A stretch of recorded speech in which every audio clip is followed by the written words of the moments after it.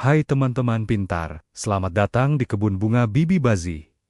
Hari ini, kita akan belajar sesuatu yang super keren. Pernahkah kalian bertanya-tanya, apa sih yang membuat sebuah bunga itu spesial? Nah, kita akan membahas tentang bunga sempurna. Lihat deh, bunga mawar yang cantik ini. Ini adalah contoh bunga sempurna. Tapi, apa ya yang membuatnya sempurna? Tunggu dulu.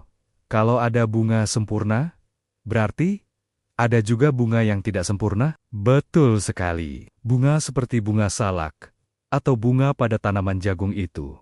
Contohnya, mereka hanya punya salah satu, entah itu bagian jantan atau bagian betinanya saja. Berbeda dengan bunga sempurna yang punya semuanya dalam satu rumah. Penasaran kan? Yuk, kita bedah bersama. Kita ambil contoh bunga kembang sepatu yang indah ini. Pertama, kita lihat bagian paling luar yang berwarna hijau ini. Namanya kelopak bunga atau sepil. Tugasnya adalah melindungi bunga saat masih kuncup.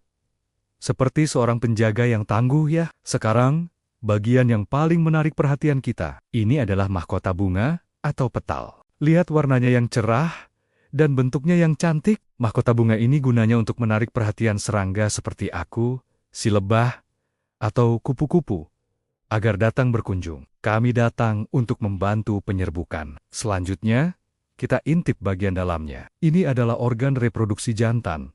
Namanya benang sari. Benang sari terdiri dari tangkai sari yang ramping dan kepala sari di ujungnya. Di dalam kepala sari inilah tersimpan serbuk sari. Bayangkan, serbuk sari ini seperti butiran-butiran emas kecil yang sangat penting. Kalau ada bagian jantan, tentu ada bagian betinanya. Ini dia, namanya putik. Putik biasanya ada di tengah-tengah bunga. Bagian atas yang agak lengket ini, namanya kepala putik. Lalu ada tangkai putik yang panjang, dan bagian paling bawah yang menggembung ini adalah bakal buah atau ovarium. Kalau kita intip ke dalam bakal buah, kita akan menemukan bakal biji atau ovulum.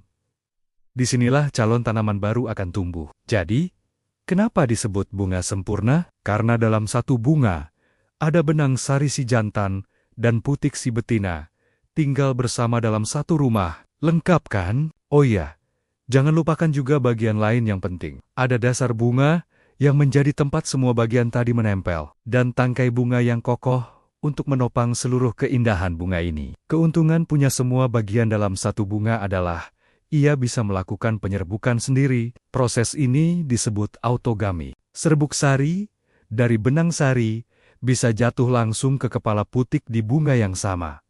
Mudah sekali kan? Setelah serbuk sari menempel, ia akan menumbuhkan semacam selang kecil yang disebut buluh serbuk sari. Berjalan turun melalui tangkai putik menuju bakal biji di dalam bakal buah. Dari situlah nanti akan terbentuk buah dan biji.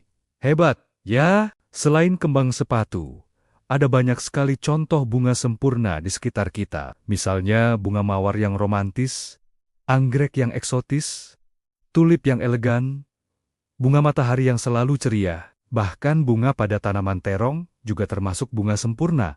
Loh, jadi ingat ya teman-teman, sebuah bunga disebut sempurna kalau ia punya 4 bagian utama. Kelopak, mahkota, benang sari, dan putik. Semuanya lengkap dalam satu bunga. Nah, sekarang kalian sudah jadi ahli bunga sempurna. Seru kan belajar hari ini? Coba deh. Nanti lihat bangko bunga yang ada di halaman rumah atau di taman dekat rumahmu. Apakah kalian bisa menemukan mana yang termasuk bunga sempurna? Terima kasih sudah belajar bersama Bibi Bazi hari ini. Jangan lupa untuk terus penasaran dan belajar hal-hal baru. Ya, sampai jumpa di petualangan selanjutnya. Dadah. Jangan lupa like dan subscribe channel ini ya.